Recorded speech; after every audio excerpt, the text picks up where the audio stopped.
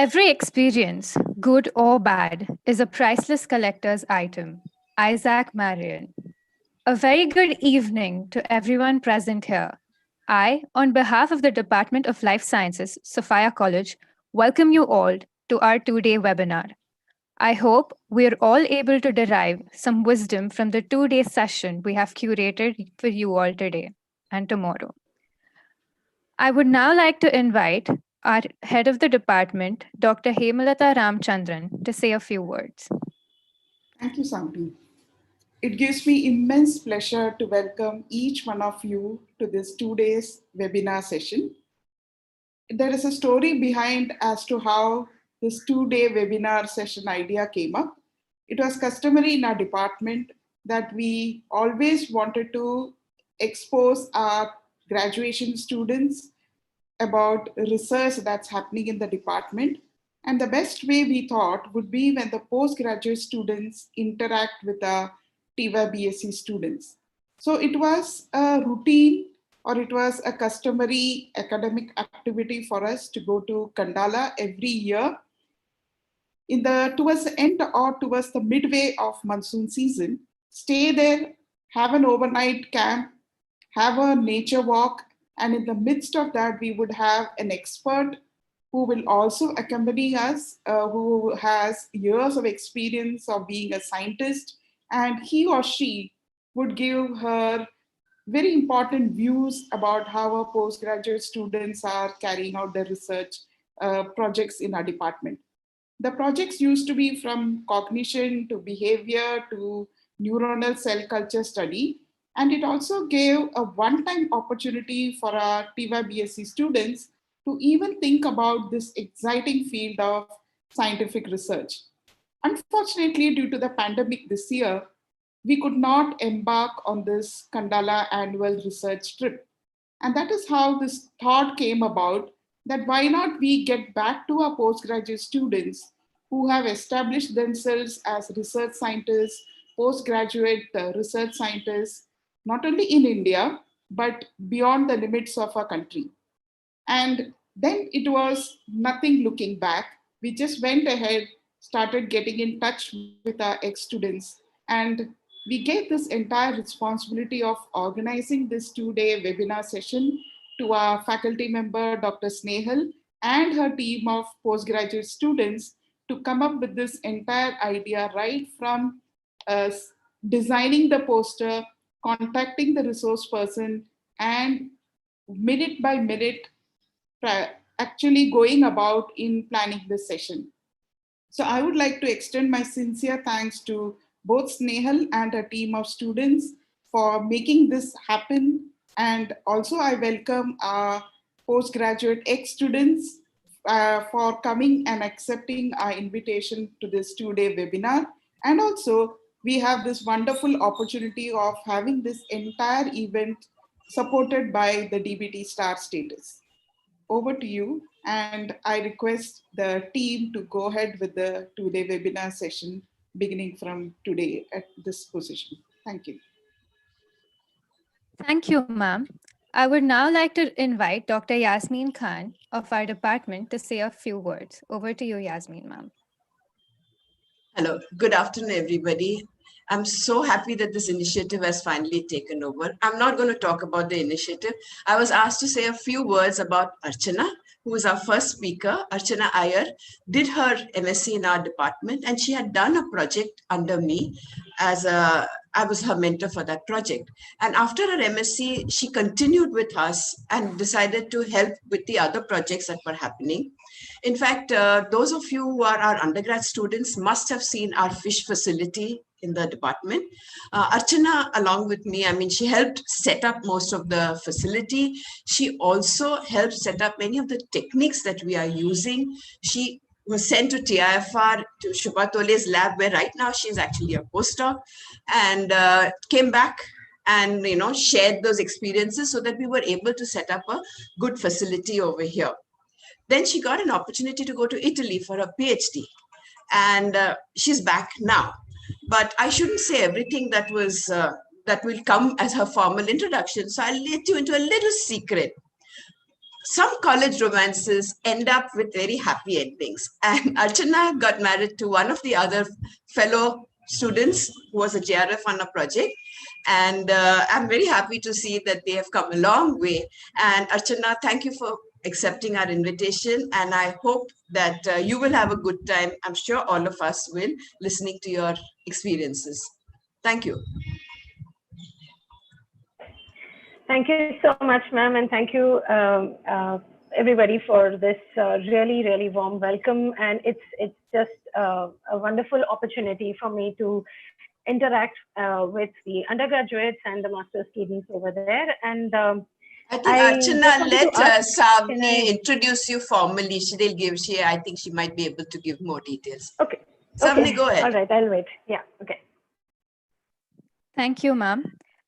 Without any further ado, I would like to introduce our first speaker of the day, Dr. Archana Iyer. Before we begin, I would like to request our viewers to type in any questions they might have in the chat box, which will be addressed after the end of each talk. Kindly refrain from posting any greetings on the chat box. You can use it exclusively to type in your questions towards the speaker. Thank you. Dr. Archana Iyer completed her graduation in microbiology from Roya College in Mumbai in 2007. She went on to do her master's in life sciences from Sophia College between 2007 and 2009. She was part of a collaborative project between Sophia College and Tata Institute of Fundamental Research as a research fellow.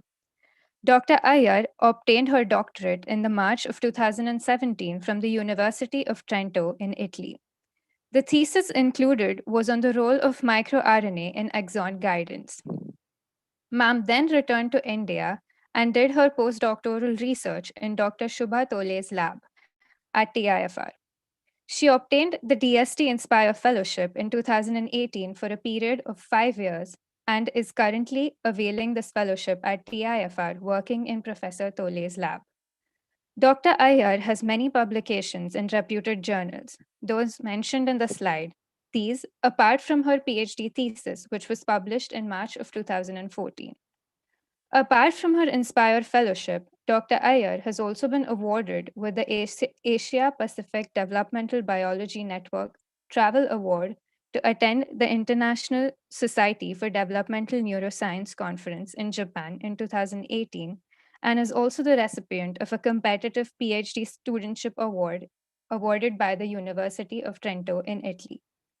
Dr. Iyer has also been a part of various workshops and oral presentations in Italy and Germany, and has presented in various conferences in Japan, Greece, Italy, and India. Dr. Iyer expresses her interest in exploring fundamental mechanisms of the brain development, specifically mechanisms governing neuronal cell fate during development, their subsequent wiring patterns with analysis of functional output. We're honored to have you today with us, ma'am. We hope to learn all the experiences that you have to share with us today. Thank you. Over to you, ma'am. Thank you very much, Savni, for this wonderful introduction. Thank you, ma'am, all the professors, actually. Thank you very much for this warm welcome. I hope that my talk today is going to be of some interest, and hopefully it sparks some interest in research for you all. And let me just begin with sharing my screen. My screen sharing is currently disabled. Can somebody just enable it?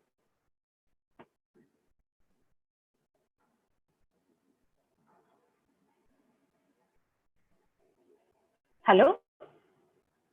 Yes, it is enabled, ma'am. Go ahead. Okay. Okay. Thanks.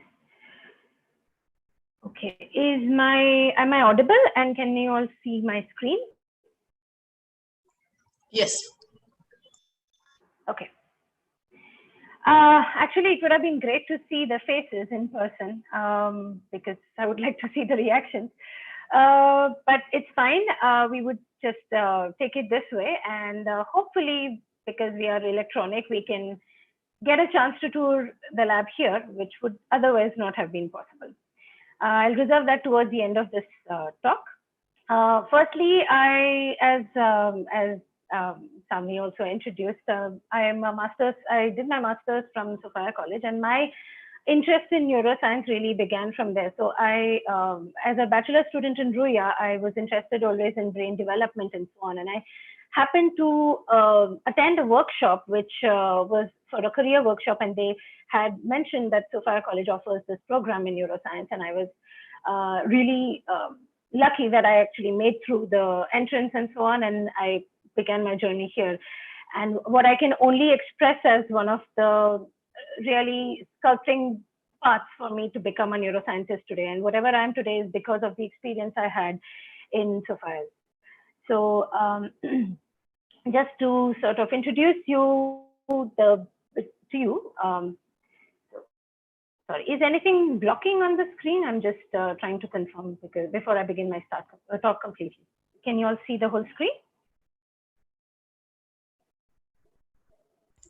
Yes, please go. Yeah, okay. So this is my batch in 2009, and these are my colleagues in the batch, and we can, all of us basically had a wonderful journey in a master's program in Sophia because we had many different model organisms to work with apart from our regular MSc curriculum. And that's what sets Sophia College master's program apart from many other programs, I suppose. So just to give you a glimpse, there were chick embryos, fish, tissue culture, earthworms and snails, people working on mosquitoes, Dictyostelium, and all these people, they were our batchmates, and they had separate projects, each mentored by different professors in the department who were giving them inputs as to how to go about their specific research question. And obviously, we would also interact with each other, and that way we were able to understand what these model organisms really are. And to be able to start research in this fashion is tremendously interesting because you are able to expose yourself to what are the limitations of each model organisms, what kind of questions you can ask, and so on. With this, I actually began my master's project on a tissue culture based system, and I was mentored by Professor Yasmin Khan. And the first thing, well, not really the first thing, one of the key things, I'm going to highlight some of the key things that we did in the department, and that really sort of has stayed on in my head, and that's what I'm going to share with you. So to your mind, what do these look like? I would like, I don't know, is there chat enabled for people to type in answers? Maybe people can just, rather than this being a one-sided thing, it would be nice if somebody could say something. Do you think these are planets? What do you think? Archana, most people are on YouTube, so you will not be able to see their chat unless someone tells you about it. Yeah. Oh, okay. Never mind. So, all right. So let me tell you one thing. So basically, these are cells which are stained with DAPI, which is a stain used to stain the nucleus of cells. This was one of the first immunofluorescence slides that I had, and with Professor Yasmin Khan, we did an immunohistochemistry for T6 glioma cells, where you can see this beautiful staining combined with DAPI, which I showed you earlier. This is staining for actin filaments in cells. Okay, we are using phalloidin, which stains these actin filaments and sort of keeps them in a rigid fashion, and you can see how beautiful the cell architecture is. So this is really something that I had obviously never seen before in my bachelor's, or I never worked with cell culture. And having done this immunostaining, this was like the first immunostaining process, which also had a background of several other things like using the fluorescence microscope per se, which is like one of the prime things we have in the department, which enabled us to see various things in culture and other cell types as well. So this was really remarkable, and we basically did several experiments in this with this model system. And just to give you a small glimpse of what I actually did during my master's was that we used a comparison between primary cultures And these transformed cells, these are the glioma cells that you looked at. And we looked at the therapeutic potential of curcumin. Curcumin is healthy, and saw that actually curcumin offered neuroprotective role in primary cells, but not was not the case with the glioma cells. So we were interested in looking at therapeutic aspects, and this was one of the things. And the more than just the findings, actually the process of doing this whole culture, setting up these primary cells, was the key thing that I found was very important for the process of research. And one of the first times that we were able to present these findings was at this conference at Indian Academy of Neuroscience. And this is also another important thing that SOFA's Life Science Department does. I mean, you have the possibility or the exposure to present your findings at a conference where you can be reviewed and you can be assessed by other people. You get to see other people's work, and you're not really sitting in your own shell. So this was actually quite exciting.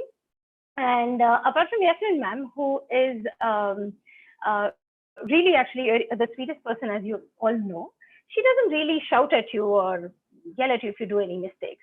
However, we had a bunch of seniors in the department who would make sure that we all are in place. We follow our protocols, and we make sure that we do not misuse any systems and so on. And these are the two seniors we had in the lab also. And they oversee projects also. They always gave inputs and so on.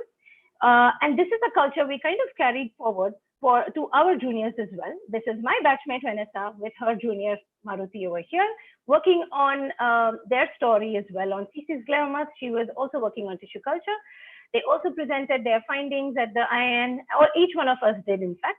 And some of us also won this Lady Tata Memorial Trust Fellowship to be able to carry out this research. So several of us continued the spirit of mentoring each other. And this was in fact really successful because all of us could actually support each other during this conference. Each one of us made posters, critiqued each other. And this sort of networking really helps one to build a strong research foundation, and also to be able to appreciate each one's work in a better fashion. So coming back to tissue culture, I have some, let's say, interesting insights that I would like to share. As you all know, this is the, I don't know how many of you know, but this is basically the 4th floor tissue culture room. I was happy to actually take a snap when I was there last February 2020. This place is a place where we actually performed all the tissue culture experiments, and I could actually see most of the things are still around the same way, maintained in a very pristine fashion. We used to literally mop and clean this place as rigorously as we could. And the amount of diligence one had to put in to be able to get sterile, beautiful cultures with nice processes, you had to put in a lot of effort. Okay, it was not a piece of cake. So had to make sure that we had carbon dioxide cylinders refilled, had to make sure all our whatever equipment we were using, the glassware was sterilized. We had to do them ourselves. And we did not have, because it's a college, we have limited resources, so we cannot just scavenge everything. So we were taught the value of money and the ability to use each and every single thing to its ultimate use. So this here is the room where we used to spend at least half of the day doing autoclaving and other things. Why am I telling you all this? So in this whole process, it was actually, let's say, a complete process where we had autoclaving. We used to treat our glassware with chromic acid. Okay, and we had this process where we clean them really well, we wash off the excess chromic acid, we autoclave them, and each and every time you would do an experiment, you had to make sure that the glassware is sterile and so on, as you know. Okay, you cannot just, we couldn't afford to just use disposable stuff and just throw it, so we didn't actually use a lot of plastic. Okay, using this chromic acid and so on, that was also wonderful. It was tedious, but that stuck onto our heads. So interestingly, during my PhD, when I attended one of these conferences. It was in Greece, and there was this entire group from my PhD advisor's former lab from Cambridge. Okay, so this at conferences you usually get together, you have this entire session, and then there is a dinner. You can interact with people and so on. Obviously, as a first-year grad student, I was very shy, and I was very intimidated by a group from Cambridge. Obviously, they know. I mean, it felt okay. Wow, they're from Cambridge, and getting to interact with them was great.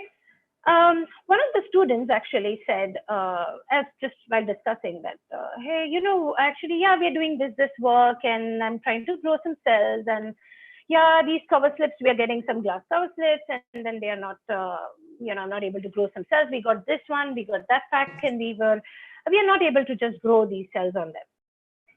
And suddenly a light bulb went into my head, and I said, did you do chromic acid treatment on your cover slips? She said, no, I did not do that. I said, okay. And I forwarded her the protocol that we followed in Savannah. And basically it's just washing them overnight, making sure the acid is not there and so on. And there's an ethanol step and so on. And I just forwarded it to her. 2 weeks later, she wrote to me saying, I had tried so many different things, but not this. This worked like a charm. Okay. So this is the kind of thing that I wanted to bring forward today, because there are so many little nuggets that you learn during this process. And this is not something that you learn in a textbook, perhaps. There are some things that you just learn practically. And this practical experience is what we got immensely in college. Not just the scientific stuff, but also being able to organize conferences. We had one of these, we had several actually. And one of the big ones, I'm just mentioning one of them over here. This is one of the conferences seminars actually that we organized as a part of the MSc batch. It was our batch and what we call our junior batch. So together we sort of, along with Dr. Arun's initiative, who spearheaded this whole idea of having a talk on evolution per se. We were able to organize this seminar, and people from different colleges, professors and students were able to participate in this. And just to tell you, this talk went on pretty remarkably well. And this was our auditorium where our principal attended here, and there are speakers from various institutes who gave insightful information on how their systems really pertain to the question of evolution on the whole. So while this was a great success and it was fun to sort of organize this, I just wanted to share a few snippets from this moment, because these experiences are what made us together in some sense. This is us discussing with Professor Arun about how we went about this whole thing, how to organize things. People were involved and put in different categories. Some people would make labels and badges for the registration and so on. Food had to be organized. There had to be people who had to give away the food. You had to make sure how many number of participants are there. Camera person was also our batchmate, of course. He was the one who had to also, video record and trim the videos and make sure the whole thing is in one piece. Placards to make sure all the signs, everybody who's coming from outside knows exactly where things are. You had to host this event, and finally we had to also make sure that things were cleared out. And overall, this entire experience, this was not just a singular one. I'm just giving you one particular instance. But we had several such events which made it really an exciting experience. And I guess that Dr. Arun was pretty happy with by the end of the whole thing. So this kind of seminar and this kind of organization is, I think, pretty critical, because later on, these exact skills are required for anyone to sort of conduct workshops or colloquium or big MBO series. And these kind of skills are something that you just don't learn on the spot. I mean, if you have these kind of opportunities, you must take the best use of it. And yeah, unfortunately now it's the pandemic situation, so this we don't foresee this to happen anytime soon. But at least, even if it's online, I think that it's a great opportunity to interact with various people, and the kind of interaction that you have really changes you and sculpts you in a different way. Okay, moving on. As Professor Yasmin mentioned before, I did stick around quite a bit after my master's because I was just having a lot of fun. And one of the things that we found immense passion in is because there's no chat, I guess that I have to already give away the answer, is in this particular model organism that we had started growing, and this is a zebrafish embryo. Look how beautifully transparent this embryo is, and look at how wonderfully it's just switching away to glory. So zebrafish is such a wonderful model organism because firstly, it develops ex utero. So many of these processes in a mammalian system, you wouldn't even be able to see. So this is, for example, a cell. This is a big yolk, and these are the cells that form the animal later on over here. And right in front of your eyes, you would actually, if you keep peering at it long enough, in a few hours, you would see a head coming up and then the tail coming up. These are the somites. And very soon, this little embryo grows up, pokes its way through the chorion, hatches out, and starts swimming out happily. And the joy of seeing a developing embryo was also something that I encountered there. And this was the experience of seeing a developing embryo. And one can imagine so many questions that you can ask with these kind of model organisms. So this was really also one of the key things that we did over there. At first, we just started off with plain tanks, which then led to a big fish facility, as ma'am said. I had this wonderful opportunity provided by ma'am, Yasmin ma'am, where I could have a collaborative initiative with TIFR, with Professor Shubhatole's lab. And I was involved in a grant writing process, which I believe is also crucial for any research person, because at any point of time, you will need funding to be able to carry out your research, no matter how simple it is. So the process of writing a grant to DBT really shaped my writing skills, and also I was able to channelize my thoughts in specific objectives. And in a grant proposal, you always have to think of fallback options. So if you have aim A, what if the aim A doesn't work? You need to think of aim B or plan B. So these are the kind of things that I learned during my term here at Suffice. And I mean, these are the things that absolutely helped me during my career ahead. So now I'm going to talk to you about my transition to my PhD program. So I did my PhD from the Center of Integrative Biology at the University of Trento in Italy, and this is the place. And Trento is like a really small city. Maybe none of you would have heard of it. It's in the north of Italy. It was a very brand new institute. It was just 5 years old when I joined. And I came through this place through Nature Jobs posting. And I obtained a fully funded fellowship, and I decided to go there for my PhD. We had rotations over there as well, where we could actually choose the lab of interest. And this is the lab I worked in finally. This is my thesis advisor, Professor Marie-Laure Boudet. And we worked on microRNAs and axon guidance. And the thing that I have to tell you about is basically that we worked on connections, the neuronal connections. And as you can imagine, a neuron, just like probably many of you, or maybe it's more popular because it's got a lot more friends than you all. It's got zillions of connections, and these connections are pretty precise in nature. So during development, each and every single neuron sends out its connection to the right partner. And that's how you can form finally a functional circuit. And to elucidate this better, I mean, I would like to show you this small video that we made. This is also a zebrafish embryo. See, I'm highlighting you the advantages of having a zebrafish embryo. This is a whole embryo actually, and you can beautifully see one of the retinal ganglion axons. It's a neuron which is traversing in the environment, trying to find its way to its target. Much like us, I would say, we are all trying to navigate our ways into our lives, trying to reach meaningful posts, perhaps forming connections. A neuron pretty much does that during development. And over a period of time, it refines its connections based on its input and activity.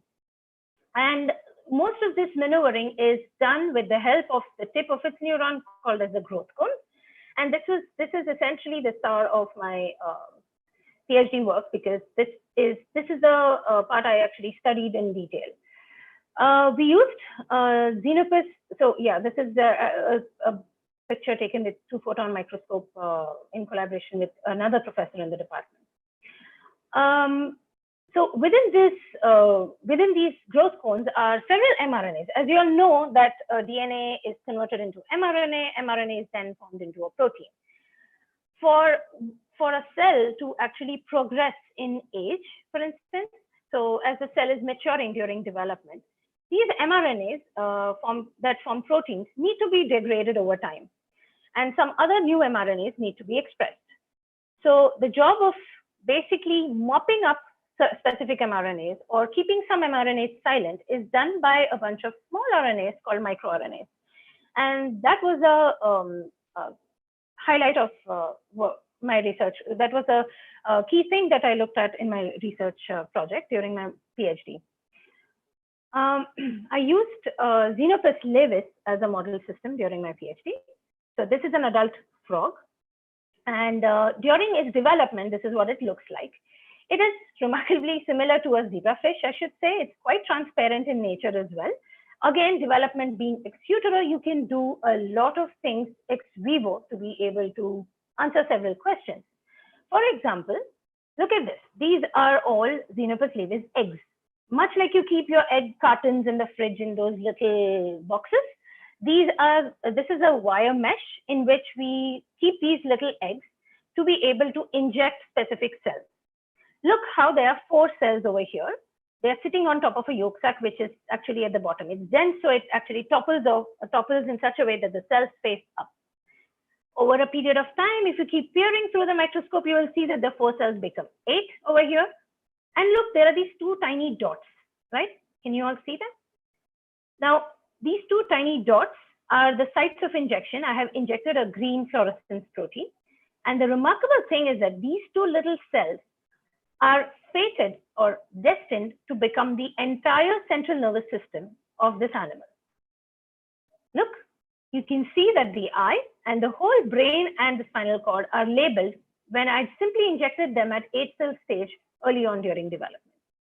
Now, this is the power of this particular model system. You can use microinjection to basically, if you're interested in a specific gene, you can knock this gene down if it's expressed at that particular time and look at its consequence over the period of development.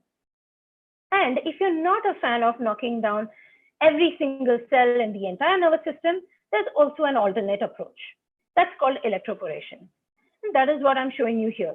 This is a frog embryo again, a tadpole, I should say. This is a period when the eye of the embryo is just being formed and it hasn't quite formed its connections to the brain. And if you want to target specific molecules, in my case, I was trying to look at the role of microRNA, specific microRNA. So I wanted to basically ablate some of them. So I did this using specific chemicals and I injected them in the brain at specific periods of time. There was this chamber in which you could nicely align these embryos, and using electrodes, you can actually zap the eye so that the solution goes in. How does it work? So here I'm showing you a cross section. This is the eye. Can everybody see my pointer? Yes. ma'am. Okay.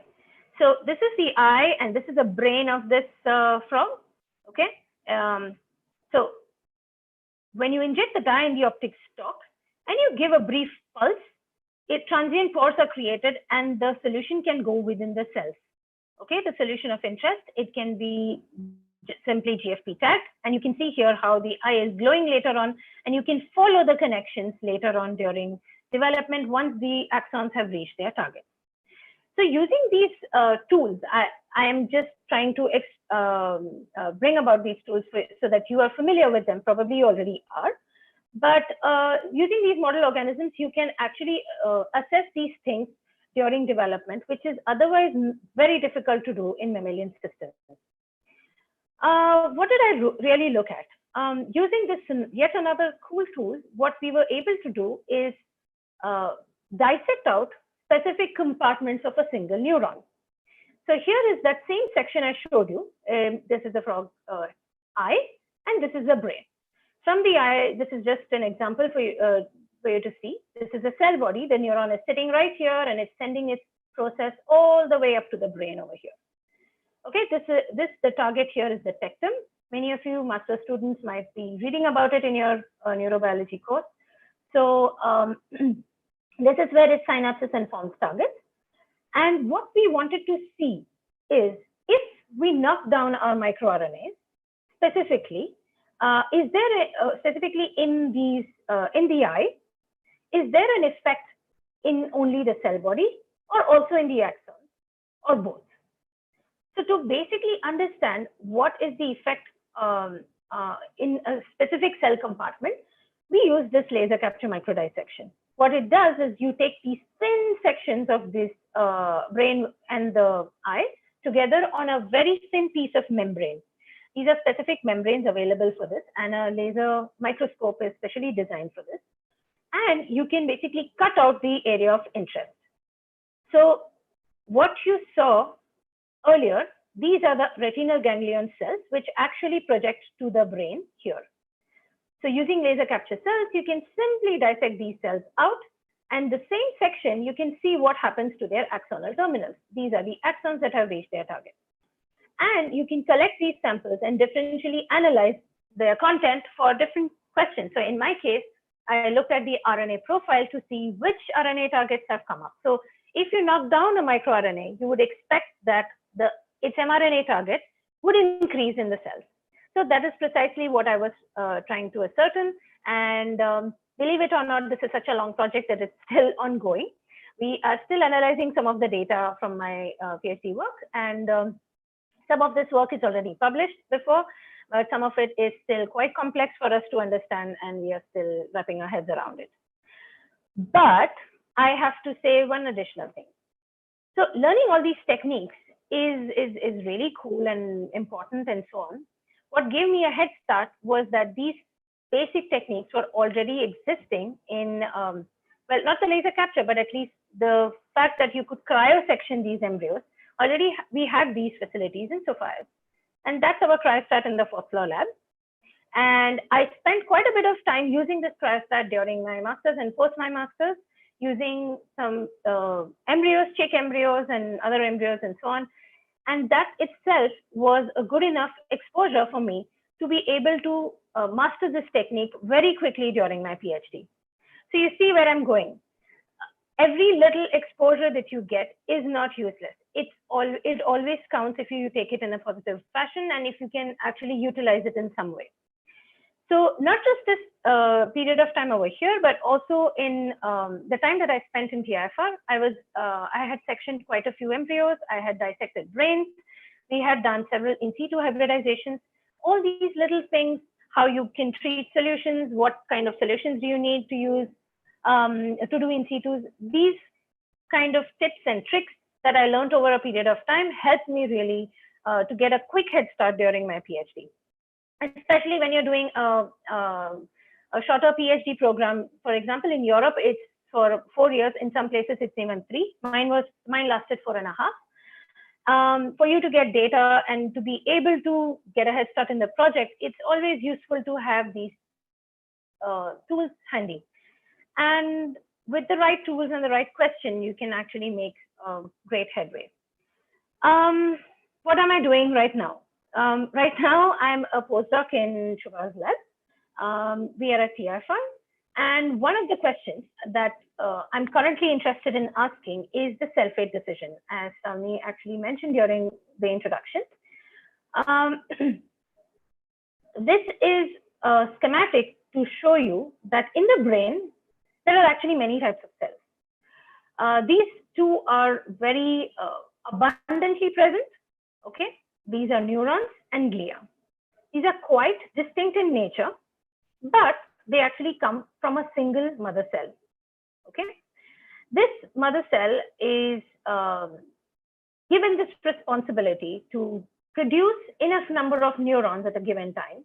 And after these neurons are produced, it has to then switch to form glia.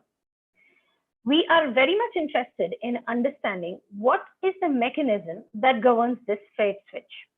And in our lab, previously, it's already shown that a particular molecule, LHX2, it does a whole lot of things early on during development, but also has a critical role in this cell-fate decision process, specifically in a region of the brain called the hippocampus, which is important for learning and memory.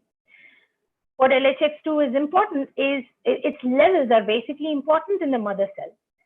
If you add too much of LHX2, when the cell is making glia, it will suddenly start producing more neurons. And if you remove LHX2, at the time that it is producing neurons, it will form premature glia. So it's quite important, obviously, as you can understand, that one has to have the right numbers of neurons and glia. And understanding and dissecting this process in detail is quite critical, therefore. What is even more interesting now, so our lab has already uncovered this mechanism behind this process using LHX2.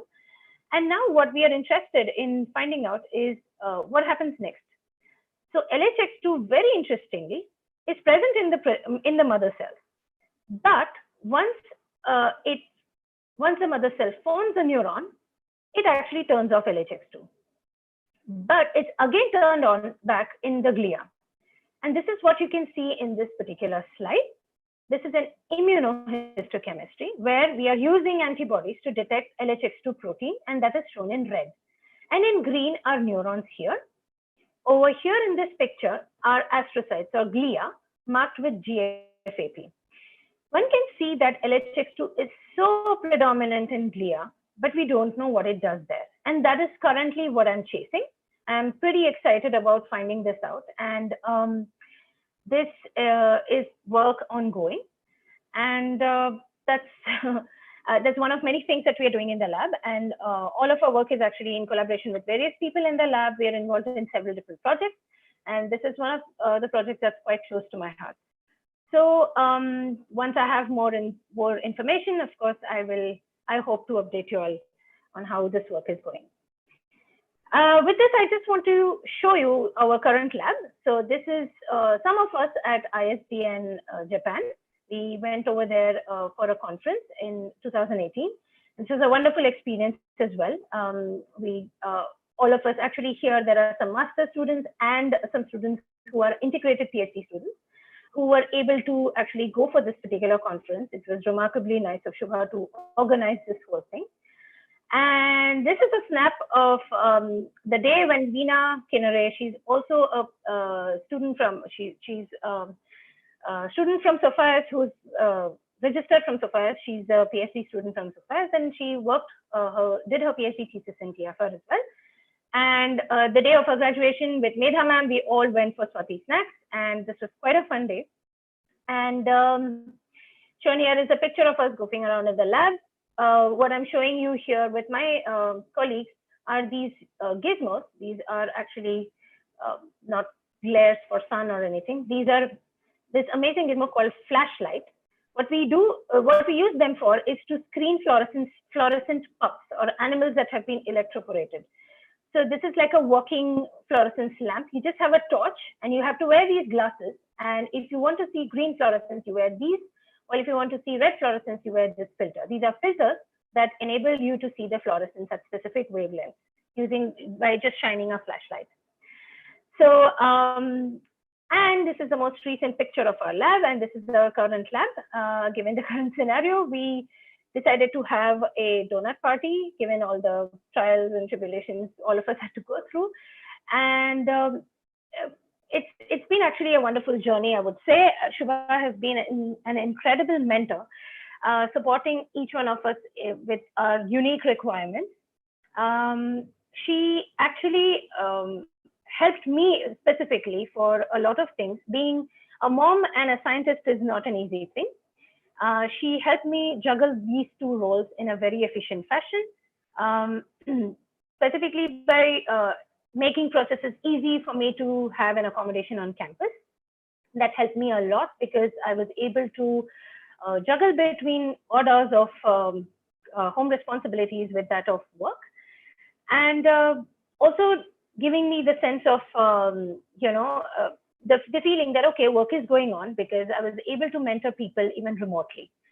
So this is a kind of mentorship that enables one to be flexible in nature and also gives you opportunity to grow further. With this, I think I would like to show you all our current lab in person, because even though the pandemic, I couldn't see you all, but I hope that you can see our lab. And yes, with this, I'll stop my screen share, and I would like to show you all my lab mates. This is actually Shubha's office that I'm using, and this is the virtual tour that, okay, 1 minute. Yeah. Okay. All right, so here is everybody. This is our lab.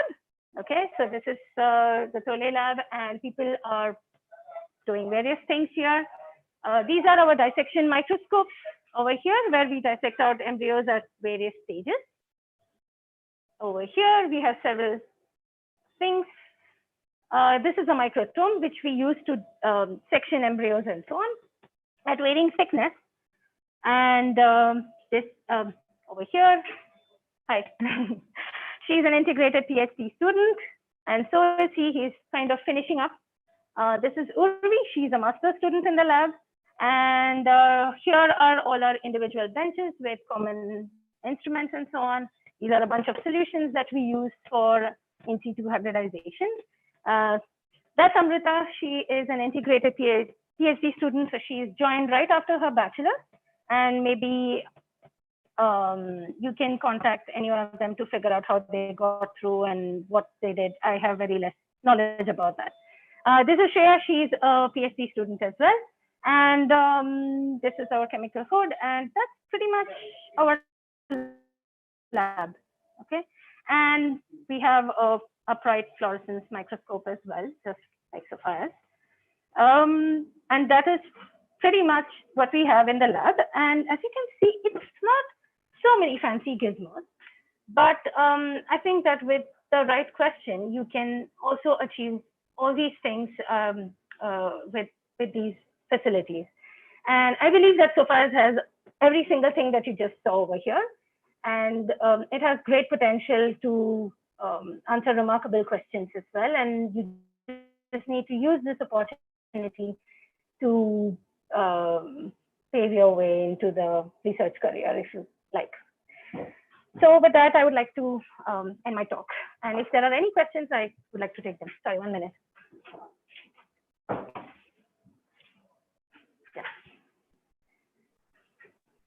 Thank you so much, ma'am, for your talk. It was quite inspiring, and if possible, I dislike the situation we're in even more right now. If you don't mind, we would like to proceed with the question and answer session. Yes, sure. I would Yeah, now request Ananya to take over. Over to you, Ananya. Thank you, ma'am, for the highly enlightening session. I hope you all enjoyed this informative talk. Now let's begin with the question answer session. I request all the participants to type the questions in the chat box. So ma'am, the first question is, what are the options other than PhD after masters? Okay, well, other than PhD, there are several options out there. For after masters, I would say there are science writing. It depends on what the person is really interested in doing, whether they want to stick to science. There is science writing, science communications, there's medical affairs. These are few of the things that come to my mind. For you to be able to know what is in and what is required in the current, let's say, scenario, I would encourage people to use LinkedIn and basically also use all these, wait, I was supposed to share one last slide, I'm sorry. These newsletters that actually help one to understand what an employer really wants. So if you want to be in an industry, what are the kind of skills that they're looking for? It's useful to go through that. This was just a snippet of info I had. So I would like to recommend following newsletters like Biotechnica, Nature Jobs, which do give other alternative career options as well. And if you are talking about academia, I was in some sense focusing on academia because I only know this particular path at the moment. I do have some friends who are in industry jobs that are doing the stuff that I just mentioned. Some of them are editors who edit science journals. If you like that, that would be great. And some are doing science communication as well, bringing science to the wider audience. Medical affairs is a very interesting field as well, where you can bridge your knowledge of science and you can communicate between the pharma, and you can be a bridge between the doctors and the company per se that produces specific drugs and so on. So yeah, there are quite a few options that one can pursue, the nature of which you will have to explore on your own. Here, I have just enlisted a few things, like you need to basically tailor your application to whatever you're applying to and look for funding opportunities. And this is something that I sort of didn't actively do. I just happened to get a fellowship for my PhD, but I was surprised to know that there were several fellowships that, you know, we are actually qualified to apply. A lot of the times we just think that, oh, that is quite a huge fellowship, we might not get it, but that's not true. You just need to keep an eye on these things, like for example, Marie Curie or Erasmus Mundus are programs that help people to go abroad and do specific research. There are some programs that can have exchange fellowship things, and this is something I didn't cover in detail today because of the topic that we had today. So I mean, this is something that we can discuss as well at some point if needed. So, yeah. Thank you, ma'am. I hope that answers your question. Yes, ma'am. Thank you so much. Ma'am, the next question is, if we want to pursue a PhD outside India, would you recommend doing a master's here or in the country where we plan to do a PhD? Like I said, I had a fantastic master's program. So it depends what kind of master's program you have.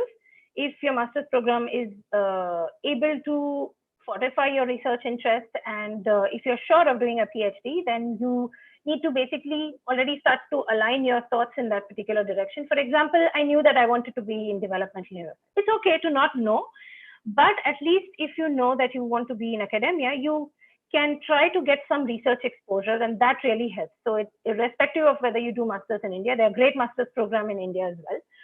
So it's not really necessary to only go abroad to do masters and then look for PhD abroad. You can obviously find PhD positions even doing masters here. So, I'm given to understand that it's a little difficult to get master's program abroad, considering the funding and so on. It's quite expensive, I think. That's what I have an impression of. But if you find fellowships and if you have the opportunity, yeah, why not? You should explore everything, just like the Neuron does. Thank you, ma'am. The next question is, someone has asked how your PhD was funded. My PhD was funded by this fellowship that I got. So it was a fellowship. There was an interview for this particular fellowship, and it was funded by the University of Trento, which is an autonomous province in Italy, and they funded my PhD program. Is that the question? Yeah. Yes, ma'am. Yeah. Okay. Thank you, ma'am. Yeah. Also, ma'am, could you please highlight some fellowship grants that students could take up after masters for continuing their studies abroad?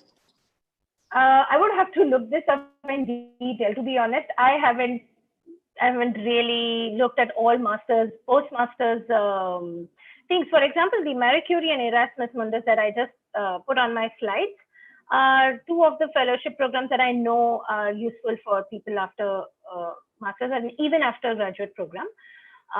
For the others, we would have to explore. I can currently not think of any. You could follow these newsletters like the Biotechnica, as I mentioned. They do mention specific fellowships also. They have this newsletter that comes into your inbox, and they mention which fellowships are on and which ones have a specific deadline and so on. So you can follow those kind of newsletters to get more information. So right now you have the internet to your advantage. So you can explore this to the max. I would also suggest joining specific groups. For example, on Facebook, there is a group called STEM Peers where people support each other. There are people ranging from postdocs to PhDs to undergrads. Everybody is over there. It's a huge network. And people always keep posting questions, like if you have an application, you don't know how to proceed with it, you can have your queries over there as well. There are always several people with different backgrounds also who give their input. So I would recommend you can follow that group. It's called STEM Peers, and maybe I can write that on the chat.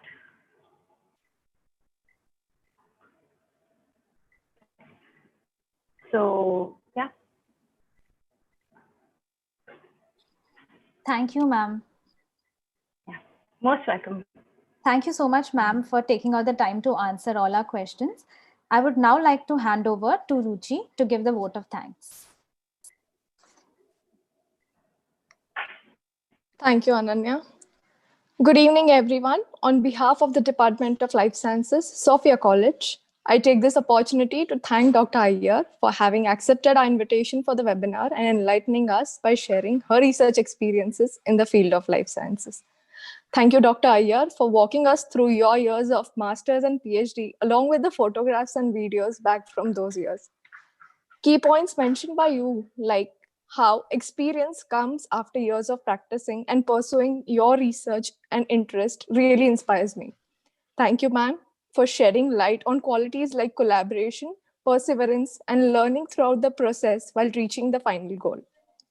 We are grateful to you for sharing with us the images of organisms like zebrafish and xenopus models, and also giving us insights from your work from Sophia College, as well as your TIFR lab. Lastly, once again, we are very grateful for walking us through your research lab, and I'm sure this session by you will help our participants who wish to aspire their future in the field of research. Thank you, Dr. Archana Iyer, for joining us today and answering all the questions put forward by our participants. Thank you, ma'am. Proceeding further, now I would like Most to welcome. invite... I'm really happy to be here. Thank you, ma'am. Proceeding further, now I invite Dr. Hema Subramaniam from the Department of Life Science to welcome our speaker for next session. Hema, ma'am, over to you. Okay, thank you, Ruchi. So with a blast start that we had now with Archana telling us, we will continue with our next speaker. So this is Valerie Sawant, who's going to speak to us. Valerie, a warm welcome to you. We're very happy that you are with us. And for the audiences, you were asking, what all can we do after your graduation in sciences? You will hear from a lot of our next few speakers on what all they can do. So Valerie, warm welcome back to our college. And now the next person will introduce you first before you start your talk. Yeah, thank you for coming. Thank you, ma'am. I'd like to again remind you all that you can put your questions in the chat box and kindly refrain from greeting, as we would like to have the questions in the chat box be the main point. Thank you. Without further ado, I would like to introduce our second speaker for the day, Ms. Valerie Sawant. Ms. Sawant has completed her graduation in life sciences from Ruia College in 2012. She completed her master's in life sciences from Sophia College in 2014. She then went on to pursue another advanced master's degree in neuroscience from the Australian National University, which she completed in 2019. She investigated the effects of induced hyperglycemia on the development of chick retina as a postgraduate researcher in Sophia College. A poster for this project was presented at the Life Sciences Symposium in 2013, organized at the BARC in India. As a research assistant, ma'am examined the pattern of learning and memory formation in Drosophila to present them as an alternate model system for behavioral and cognitive studies. She then worked as a project assistant and investigated the effect of changing environment on the development and physiology of Drosophila, obtained from different regions in Mumbai. As a research student in the John Curtin School of Medical Research, Australia, from June 2018 to July 2019, she investigated the potential role of neurotransmitter transporter protein, NTT4, in glutamate recycling at the CA1 synapses in mouse hippocampus. Ms. Savant has been awarded with the honorable mention at the 16th International Philosophy Olympiad held in Romania in May 2008. We're quite pleased to have you with us today, ma'am. Over to you.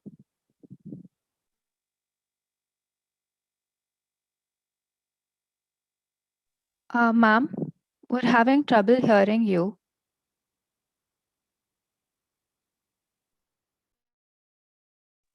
Can you hear me now? Yes, ma'am. Please Okay. continue. Okay. Thank you for this generous introduction. And I am very, very, very grateful to the Department of Life Sciences in Sophia College that they have invited me to speak to you all tonight. It has been a great experience of being a student of Sophia College for my master's.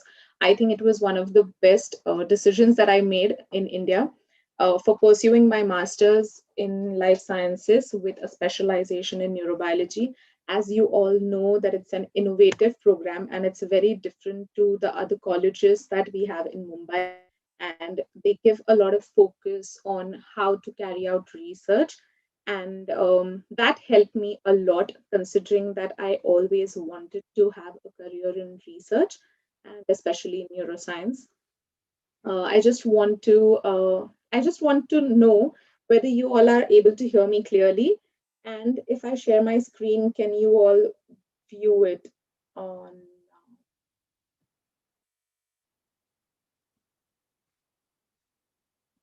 Are you all able to view my screen?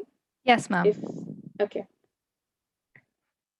So I attended Archana ma'am's talk before, and I don't have a lot of pictures the way she has about a lot of memories that happened at Sophia.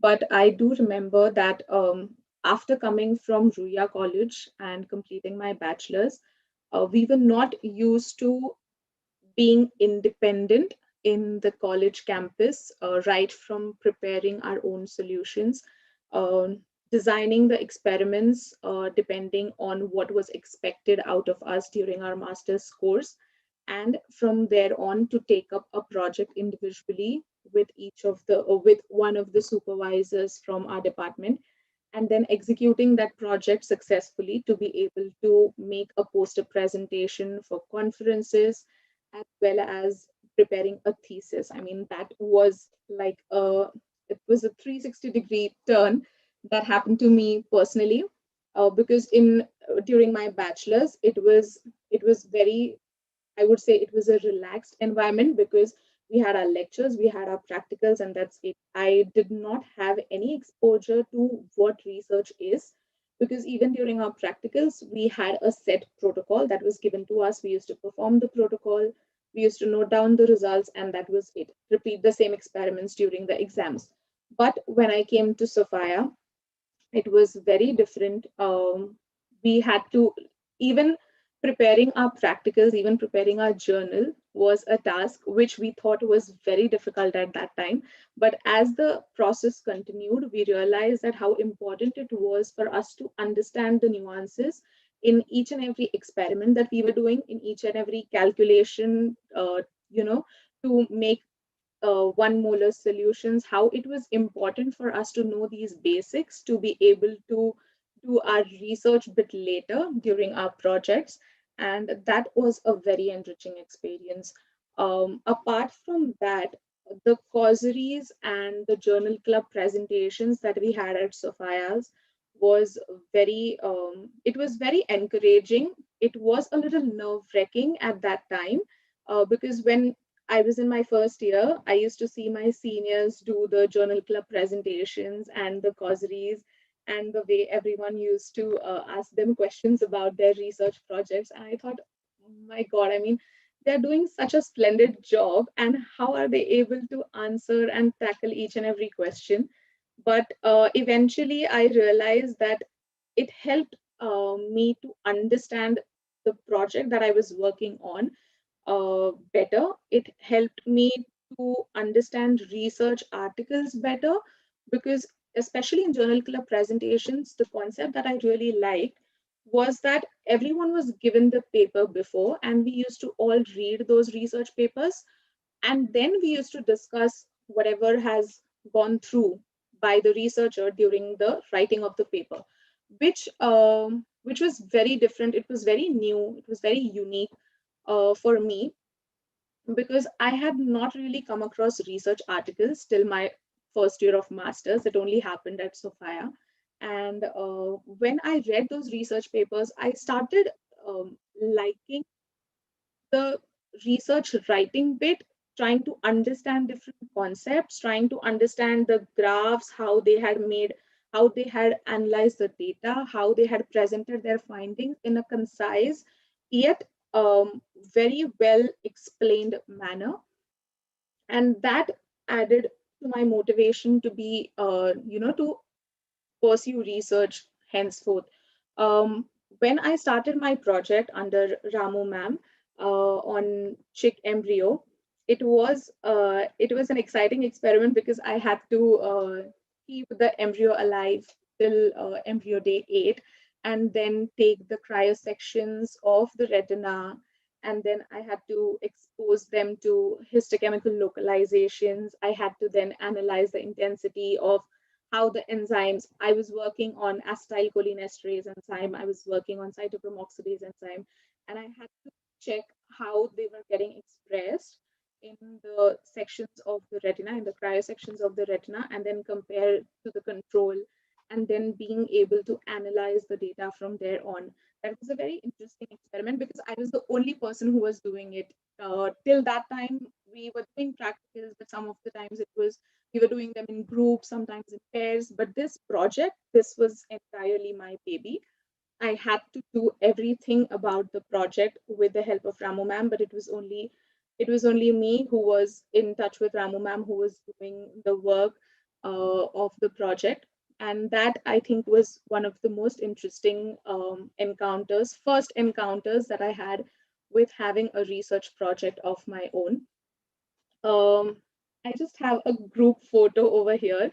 We didn't have a lot of students with us most of the times, because we had a very crazy schedule. It was our batch, and then the batch later us in this photograph. And a lot of us, we used to have a lot of fun during our lunchtime for sure. But most of the times we were busy, caught up in attending lectures at Kalina campus, and then coming back to the practicals, doing our experiments at Sophia. But it was a very good time. And I think we all were very critical of each other's work. It also came from our faculty, of course, because they were so peculiar about all the details that we included in our causeries or in our journal club presentations or even in our experiments, that we got into a habit of doing everything for a reason, which I think is one of the most important qualities as a researcher that one must develop. And for that, I'm really, really grateful. At that time, when we were doing our masters, we really thought that it was a very hectic thing to keep doing it all the time. But eventually, when our second year of masters started coming to an end, especially during the poster presentations that we did at the conferences, that is the time when we saw our work coming together, and that gave a sense of satisfaction, a sense of achievement, that no matter how little the finding might be, whether it is significant increase, significant decrease, or maybe the difference is not significant, but still whatever we did was bearing fruit in some way, and we could see it all coming in the poster. So I have some pictures from my project. There is a chick embryo over here, which was 8 day old. I used to take the developing embryo out. And then this is a picture of the shellless culture that I used to use for uh, carrying out my investigation of hyperglycemia in the chick retina. And this is the poster that I made for the Life Sciences Symposium, which was it was a very interesting presentation over there also, because there were a lot of PhD students who were presenting at that symposium. And I remember it very vividly that a lot of people came up to us. It was me, Aisha, and Neha, three of us who were presenting, and Vidya. So we were four of us who were presenting at the Life Sciences Symposium at that time. And a lot of people were coming up and asking that, oh, so in which year of PhD are you all? And we were very surprised that, oh, okay, after looking at our poster, they think that we are PhD students. So we felt really good about it. And that, of course, like these little things definitely added to my motivation of continuing in research, because as from my family, there has been no one who has got into anything related to biological sciences, forget being a researcher. So it was very new for my family to accept that, okay, what I want to do, okay, I want to become a scientist. So that was a very different thing for them. But because of this constant encouragement that I got from Sophia College, it made me believe that I could do it and that I'm getting better at it. So that was about my master's at Sophia. And after completing my master's, of course, I was all pumped up and I wanted to pursue a PhD. So I started applying to universities abroad because I wanted to study stem cells or stem cell related therapy. And also the other area of my interest was epilepsy, schizophrenia, because I remember we had one of the courses during our masters where we studied psychological disorders. And I had particularly liked that lecture which Ramu ma'am had taken for us. And I was very intrigued by the processes, by the neurobiological processes that were there underlying these psychiatric disorders. So I wanted to pursue research in that area. And accordingly, I applied to a couple of universities abroad for PhD. And the supervisors gave me a feedback saying that they would want me to pursue a master's degree with research, if possible, so that I could have one entire year full-fledged research project, because that was more important for them to see how am I able to perform when I'm doing only research during that 1 year, and so that I'll be able to learn more techniques that might be involved with brain sectioning, especially with mice. Because if we are trying to study human-related disorders, the closest that comes out is mice. So they wanted to see how I would be able to deal with that. Which is why I thought, okay, so maybe PhD is not on the cards right away. So I should probably try for masters. But because I had finished my masters just in 2014, and this was in December 2014 where I had received this feedback from the supervisors. So I thought that I might as well, I want to take a small break from the masters. So I will go for some research experience. And at that time, from my supervisor at Ruia College, there was a project that was going on with Reliance Industries. So it was about biofuel and cultivation of algae for the extraction of biofuel. So that was a very interesting project, but it was a plant-based project and my focus was definitely neuroscience. So I discussed it with him, with my supervisor over there, and he agreed to let me start a fly culture for the department. And he was like, if you want to do a project with the fly culture, you set up the fly culture for me for the department so that the students can learn, because there was no Drosophila culture at the lab at that time. So he decided to give me that opportunity. And I'm really grateful that I got that opportunity, where again, as an independent researcher, I was able to collaborate with Anuttama from TIFR, and I took her help to get some fly culture from TIFR, and then I tried to set it up in Ruya College. After that, I was investigating the learning and memory formation in Drosophila. So right from larval stage, and Sir wanted me to incorporate the algal component in my research. So I tried to use the algal media, and I wanted to know if it had any impact on the kind of memory formation in the Drosophila, which was it was pretty vague at that point of time, but I thought of kickstarting it some way so that I could at least get some basics sorted at that point of time. So we had plenty of algal culture at that time. So I set up some behavioral assays for the uh, larvae of Drosophila, and we were trying to add some algal components to the media mixture to see if it was having any effect.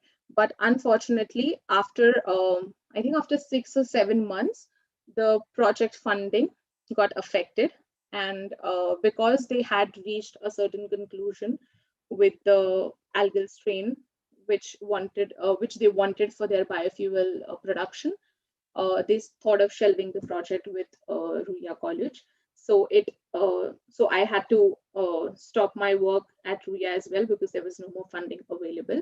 And luckily, by then, I had got this opportunity at HBCSE to be their project assistant for the Cube Lab, which is the collaborative understanding of biology education, where Arunan sir is a visiting faculty. And it was a very, very, very different experience. I had never expected anything like that at that point of time, because I was very much focused on, trying to do some research and trying to gain some research experience. But at that time, Cube came my way, and studying, discussing projects with school students, with undergraduate students, at the same time, some postdoctoral fellows as well. It was a very different experience. There was like a rainbow, a spectrum of different kind of projects that were happening in the lab, in which one of my projects was to understand the evolution of Drosophila strains that happened because of the change in the surroundings. So basically, what I was trying to do over there was that we have CSBZ flies which have been grown in the lab since ages now, and we were trying to compare, because the CSBZ flies are considered as control flies. We were trying to see how similar are they to the Drosophila flies that we find in our surroundings. So that was the crude idea of my project. And we were trying to do experiments where behavioral assays were involved. So we tried to do something over there. But again, at that time, it was summer, and somehow our culture was getting hampered. We were not getting enough larvae. The larvae were not able to get transformed into adult flies, and there were 10,000 problems. At the same time, there were students who used to come up with their mosquito projects or with their earthworm projects. And being a project assistant, I was supposed to help them with their questions, with their discussions, with maintaining their cultures as well. So in all of that, what I learned was to be able to multitask, to be able to do a lot of administrative work as well as the research work. So that was a very difficult balance, which I had to learn at that point of time, which I think I learned it to some extent, not completely, because after all, I always wanted to do research. So administrative work is not something that I could do that well, obviously, but I tried my bit to learn it.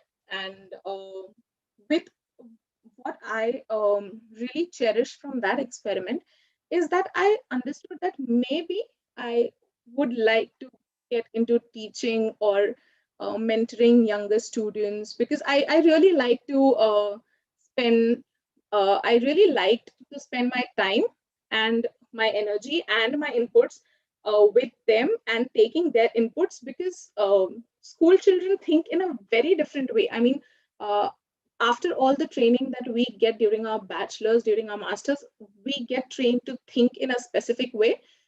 School children go out of the box and they will come up with like very crazy ideas, which sound crazy, but sometimes they might work. So that was very interesting for me at that point of time to be able to collaborate with them and to learn some crazy ideas at the same time.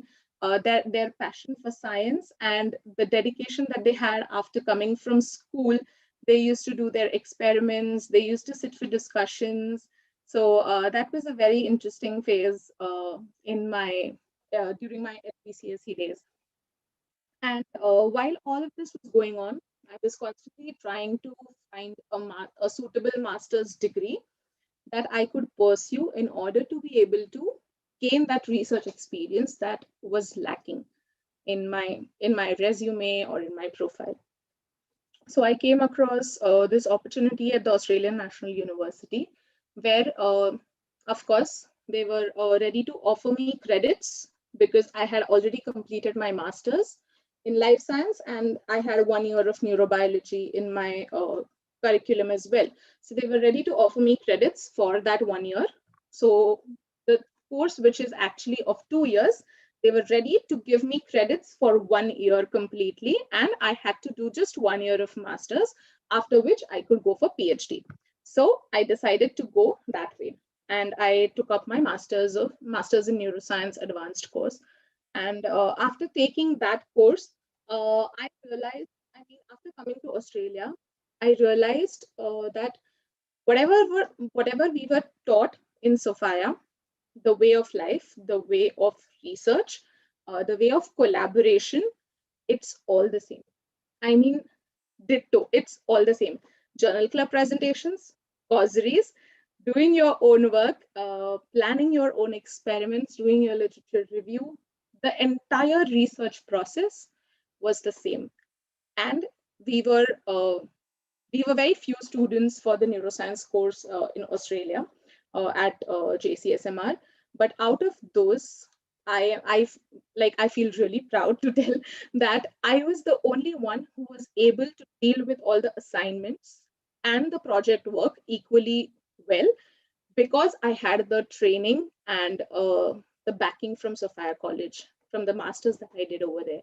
Because a lot of students from my batch, they used to ask, how are you able to get this assignment? How are we supposed to do this?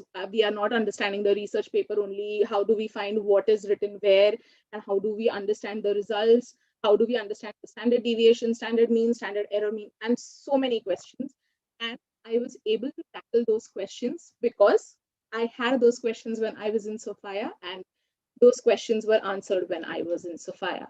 So whatever training we had at Sophia turned out to be completely useful, more than useful, when I came for my master's to ANU. One of the most striking criteria during my master's at ANU was the technical training that I got. So during my project, during my research year, I was working with my supervisor on glutamate replenishment. Its larger implication is during epilepsy.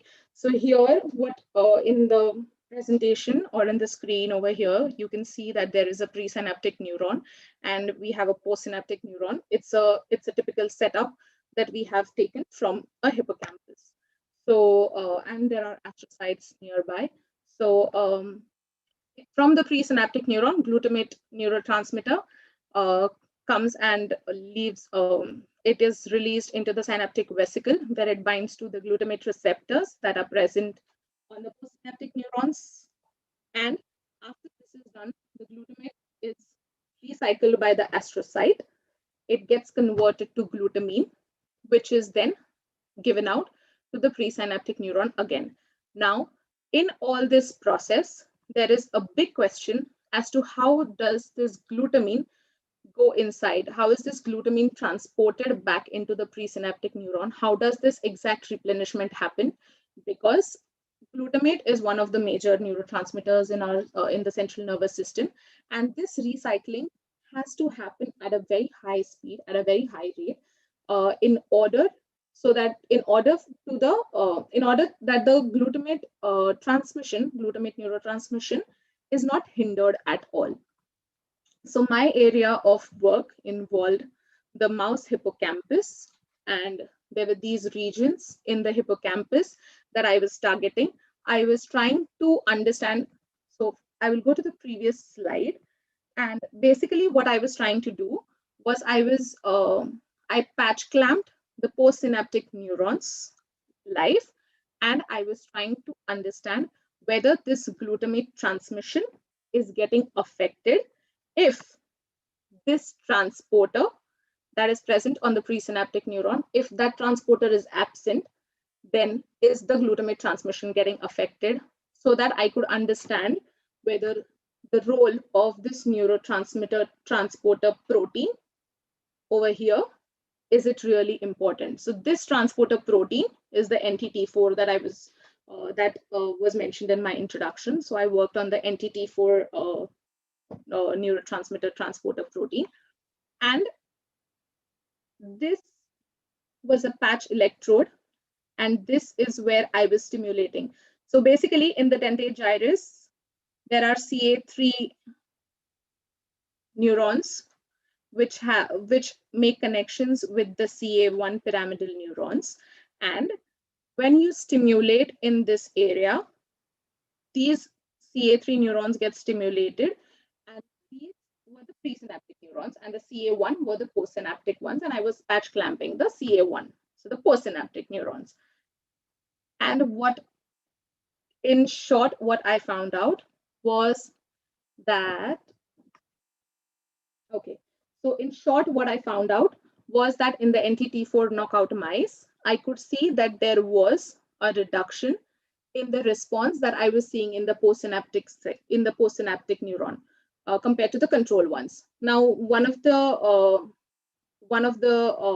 antagonists was leucine that I was using. It's an antagonist for the glutamate transporter protein. So leucine was not able to give a significant difference. In fact, there was a slight increase in the response in postsynaptic neuron.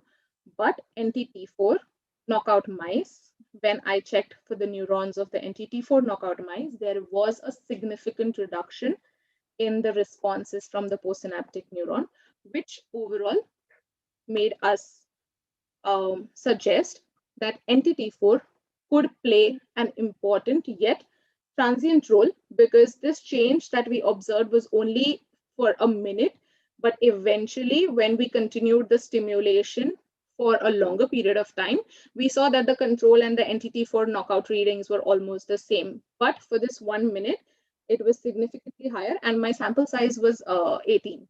So I had used 18 NTT4 knockout mice, and from all those 18 mice, we had got that the postsynaptic neurons, the responses in these neurons are significantly lesser compared to the control ones.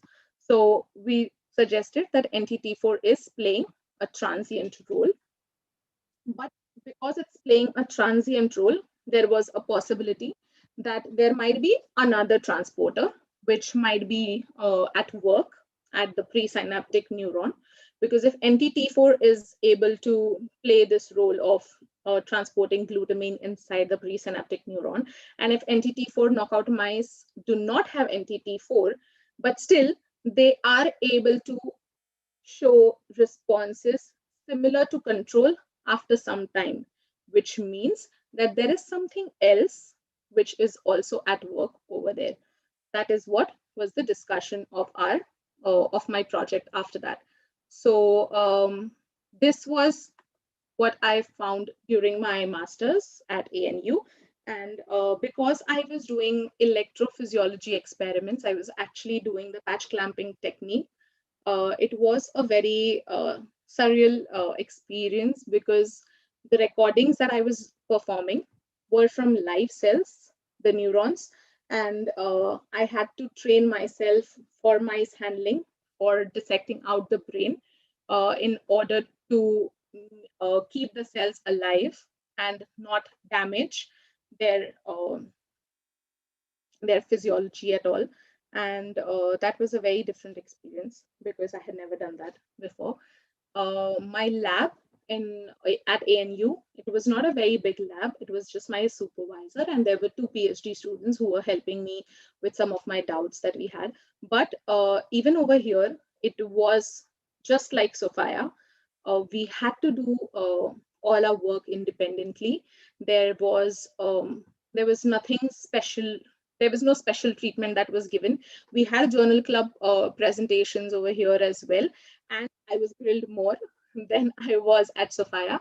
But thankfully, I think I was prepared enough to answer their questions over here as well. We had a lot of conferences as well, just like Sophia, and we presented our work at those conferences. There used to be research talks every Friday at JCSMR, where a researcher from around Australia or from abroad used to come, and they used to give a talk about the research that is going on in their lab, so that they could collaborate with any of the researchers that were present at JCSMR.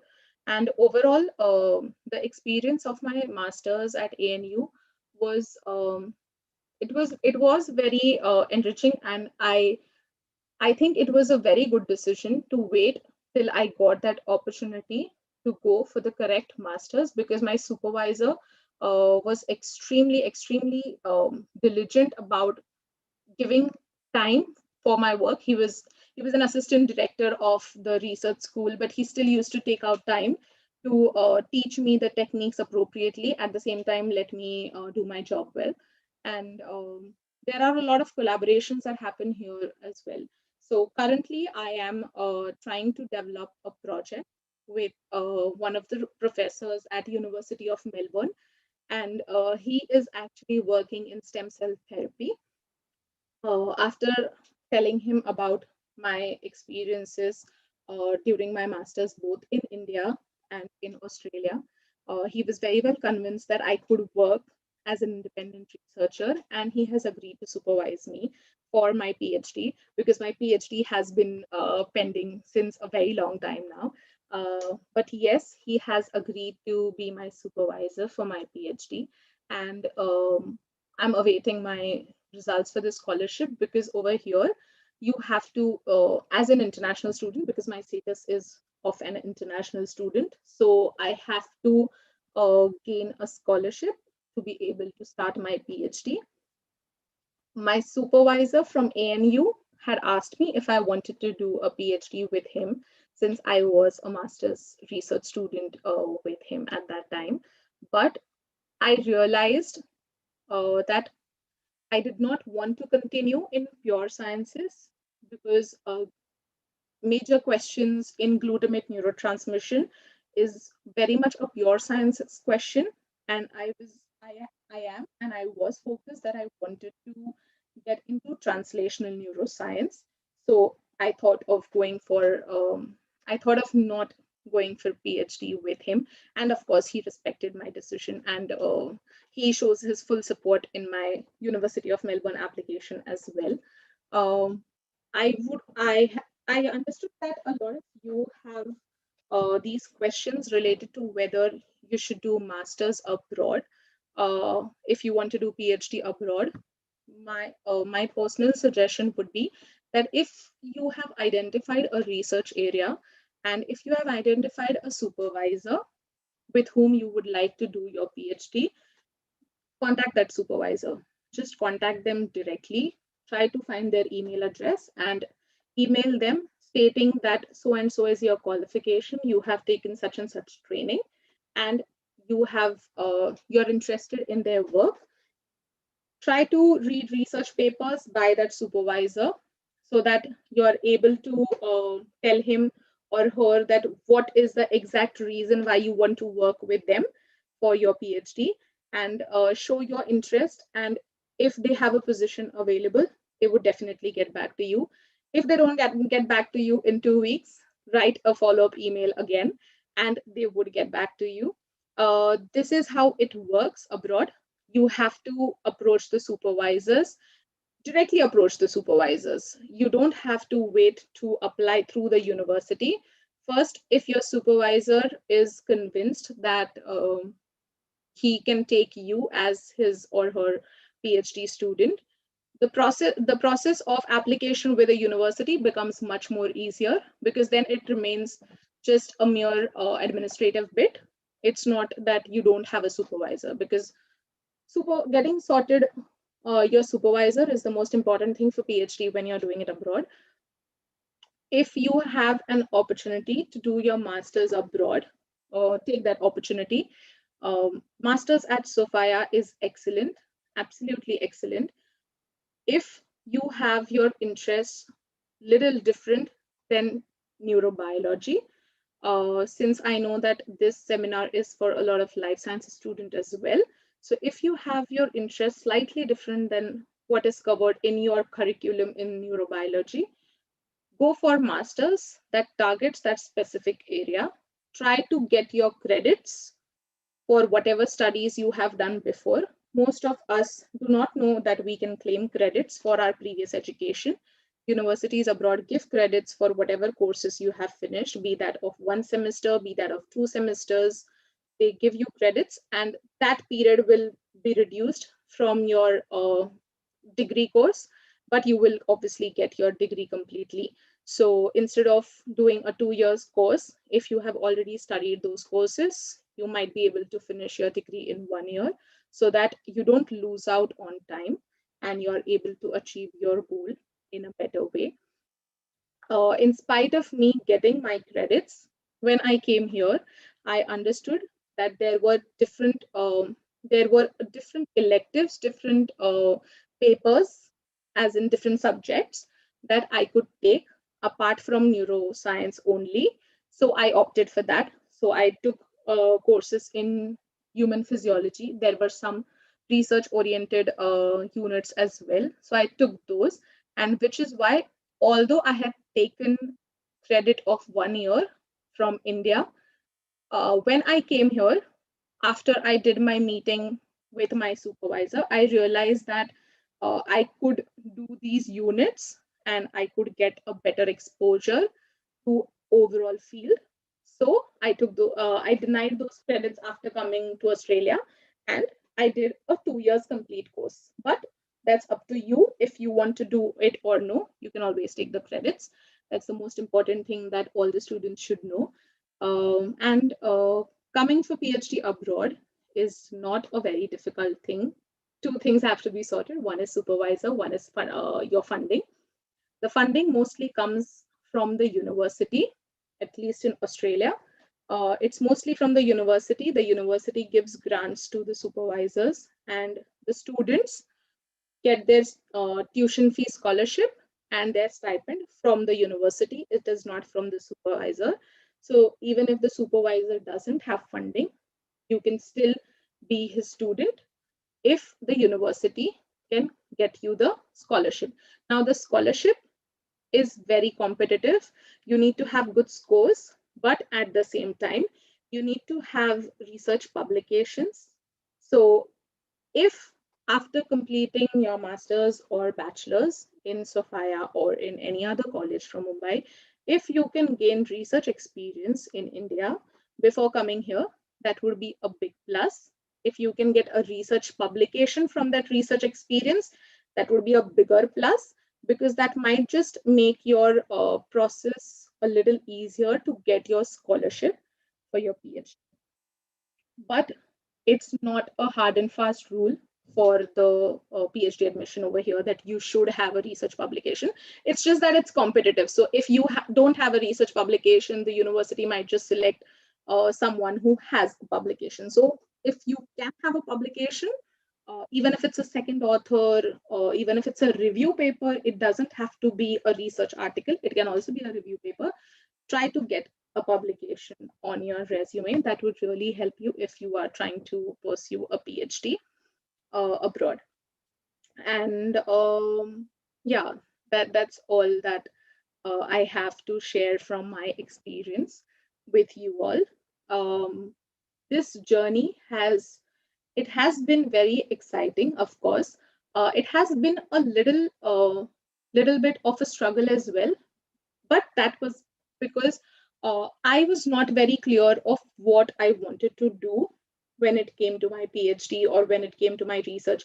I had a slight idea of, whether I wanted to do pure science or I wanted to do translational science, whether I wanted to work in development or whether I did not want to work in development. But it was my mistake to not being able to identify the exact area that I wanted to do my research in, which has happened now. So my PhD is getting into the process now.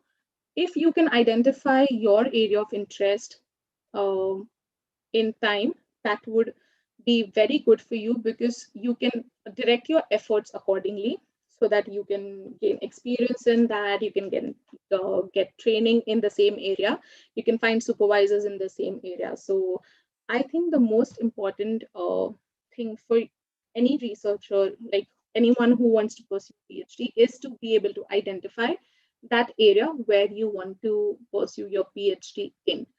That is the most important question, the major unanswered question in my life till now.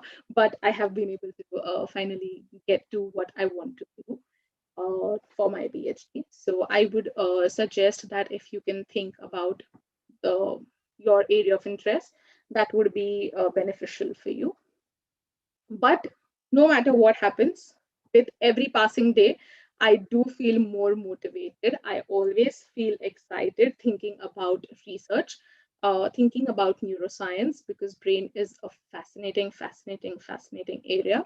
And now that after COVID, people have been realizing the importance of medical research a lot. And getting into neuroscience was the best decision for me. And continuing research in neuroscience will be a better decision for me and also for the society. That has been my aim, and that will always be my aim. So thank you for giving me this opportunity to be able to share my journey, my achievements, my mistakes with you all. And I hope I could, you know, at least make you feel that it's okay if you have, if you have been a little indecisive about your area of interest. It's okay. It's not a problem. You will reach there soon. But be focused whether you want to do research or no, because you will have to have a lot of patience. You will have to have a lot of confidence in yourself. And of course, there's a lot of hard work and sincerity and never give up attitude. So yeah, that's all from my end. Thank you so much. Thank you so much, ma'am, for sharing your journey with us. I think you not only shared your journey but answered some of some of the lingering questions we had in our minds. If you please, we'd like to continue with the question and answer sessions because we have a few questions.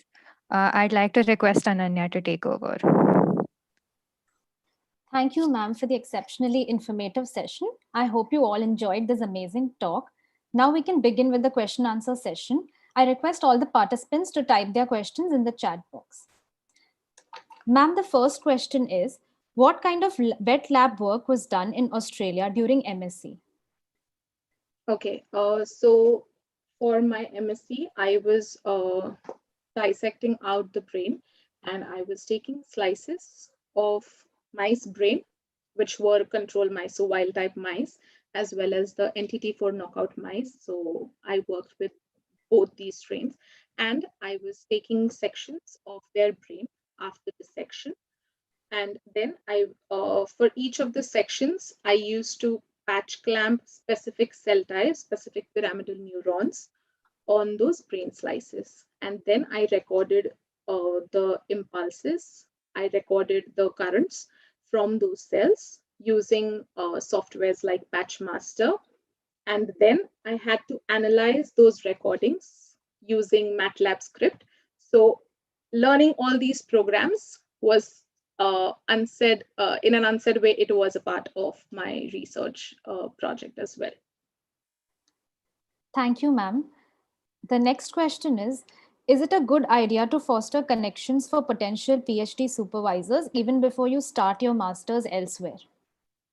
Yes, definitely. It's not a problem at all. The supervisors abroad as well are very friendly. Friendly in the sense that they understand your preferences. They understand that you have certain aims and certain goals that you want to achieve. And because your goals align with theirs, that is the reason that you want to do a PhD with them. So if you are able to make a connection with the supervisor, even before you start your master's, nothing like it. Thank you, ma'am. The next question is, what is translational neuroscience and what inspired you to take it up? Okay, so pure sciences is basically understanding certain questions about how brain works or how synaptic connections happen, etc. These basic questions, which we learn even during our curriculum, these questions comprise the pure sciences. Translational neuroscience is, for example, you're able to study a certain phenomena in mouse model, for example, or in fly model. There are disease models. So you have diabetic rats, you have these knockout mice. So when you study the phenomena in them, then you use bioinformatics. You are able to replicate the same in the human-induced cell lines as well. So that pathway where you start from an animal model, but you come down to humans, that entire pathway, that remains. And that comes into the translational neuroscience bit, where it is more applied neuroscience than why a certain thing is happening only. I hope that answers your question. Yes, ma'am. Thank you so much. Ma'am, the next question is, I have heard that there are two types of master's degree in Australia, master's by coursework and master's by research. Which one did you pursue? Could you elaborate on the same? So my degree was master's by coursework with 1 year of research years. So which is why my course became advanced neuroscience and not only neuroscience. So the credits that I was talking about, that you could claim credits for your course, this can happen if you're going for master's by coursework.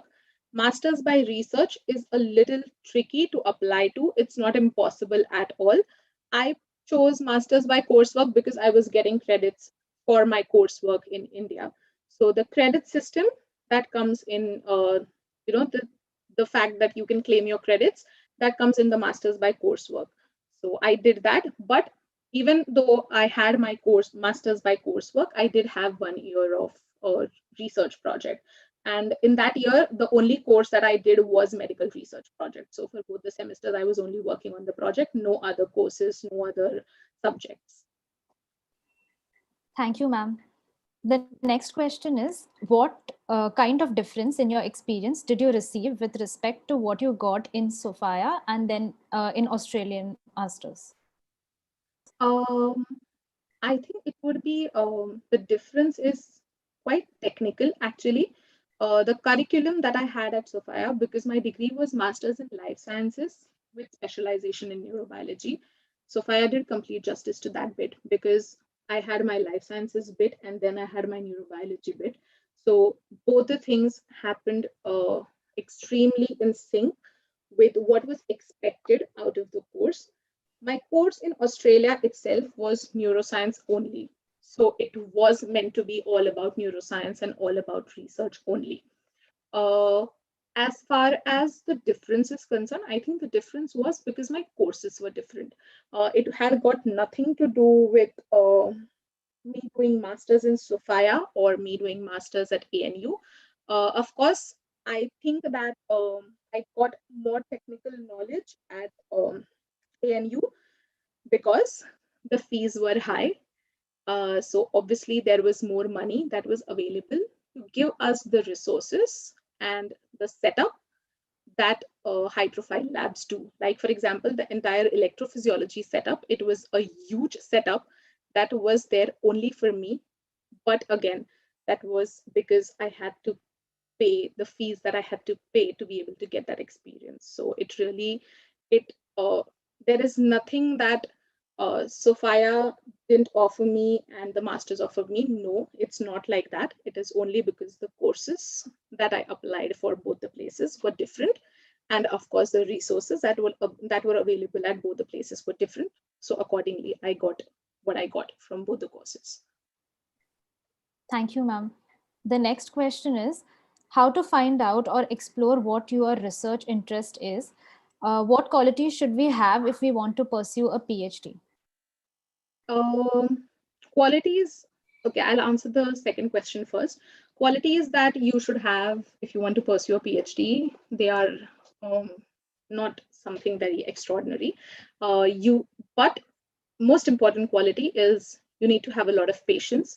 From a lot of postdoc fellows that I have met now, they also always say that, you know, you really need to have patience because most of the times your experiments are not going to turn all right.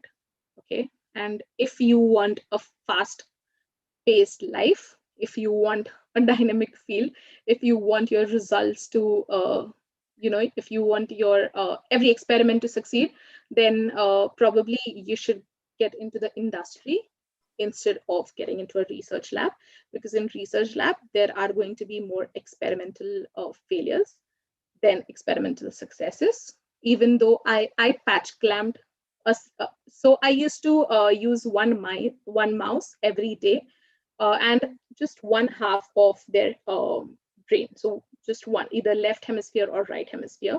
And I used to get at least 5 to 6 brain slices. So I had 6 to 7 hours every day where I could do my recordings, because after 7 hours, I could not keep the slices and the cells alive in the solution. So in the artificial cerebrospinal fluid that I used to make. So I had only 6 to 7 hours every day.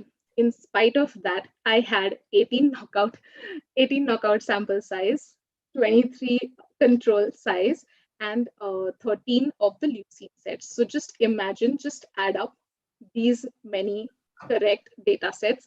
And this is from 1 year of research work, okay? So the results that you get are very less compared to the efforts that you have to take. But if you're really passionate about doing research, if you're really passionate towards finding answers to certain questions, of course, if social benevolence can also come into the picture, because a lot of research over here involves drug abuse and teenagers, depression, etc. These research projects are also there in Australia a lot. So of course, social benevolence can also come into the picture. If you have an inclination towards all these things, you should definitely pursue a PhD. You shouldn't pursue a PhD if you want a fast-paced life and if you want quick results. That does not happen in a PhD. Second question, that how can you understand your research interest? Okay, so when I was studying at Sophia, I realized that I was working with chicken embryos. So I started liking this process of developmental neurobiology and how the brain develops, how the processes develop, how the synaptic connections develop. And that interest is still there, but at the same time. So I eventually also realized that I don't want to find how things happen. I also want to find find solutions to the problems. Like, for example, there are numerous diseases, neurobiological disorders that we know about. So I want to find a treatment to those disorders. So either you can try to find out your interest by trying to read research articles. That is one way. Or if you follow any neuroscience blogs, there are neurobiological societies in almost every country. You can try to follow their blogs, try to look for research that happens in neuroscience, even if it is life sciences, a bigger picture. You can try to find out what exactly interests you. If there is a specific news that has caught your eye, probably try to read more about it. Try to think if this is what you want to do or no. If there is something else that you can try to achieve, Like, for example, I want to go for stem cell therapy. So stem cell therapy specifically because I'm interested in developmental neurobiology also. And at the same time, I want to go for treatments. So stem cells sort of gives me a good mix of both, where I will be able to understand how the development is happening. At the same time, how that development can help to rescue something that has been exposed to brain trauma or any sort of accidental processes. So this is how I try to find out what I wanted to, what my research area was. I hope that answers your question. Yes, ma'am. Yes, ma'am. Thank you so much. Ma'am, I'd like to ask you one last question. Could you highlight a few advantages of applying to Australia as compared to other countries? Okay. Right now, to be honest, Australia might not be the best option. I'm being very honest over here because the funding opportunities in Australia for research have got really constricted given the global scenario. So Australia, there are very few universities. Like, for example, there is ANU, the Australian National University. There is University of Melbourne. There is University of Queensland. There is one university, Monash University. There are these couple of universities. There is also a University of New South Wales. So these 4 to 5 universities, if you want, I can just type it in the chat box for references. These are a couple of universities who have their fundings pretty much sorted compared to a lot of other universities in Australia, but Australia might not be the best option right now if you're planning to come for master's and then a PhD, because you might come for master's over here. But after that, if there is funding issues, because we really don't know when Australia will be able to cope up with the COVID scenario, then funding might be an issue.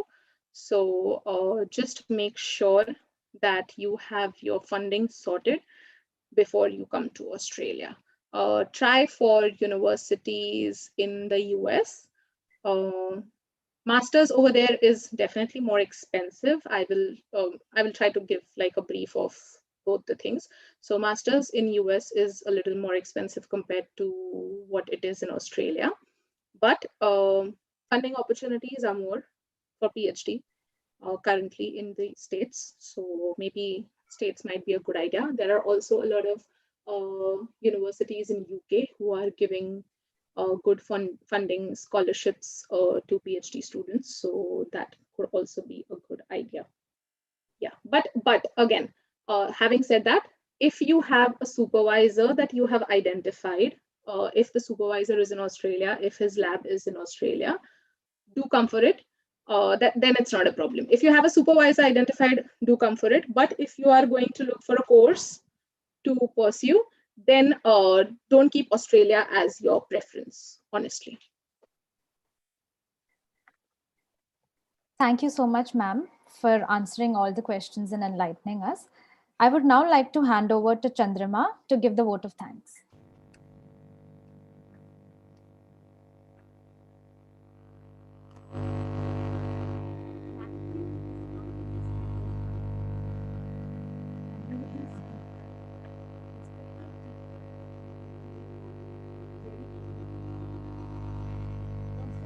Chandrama, could you check your connection?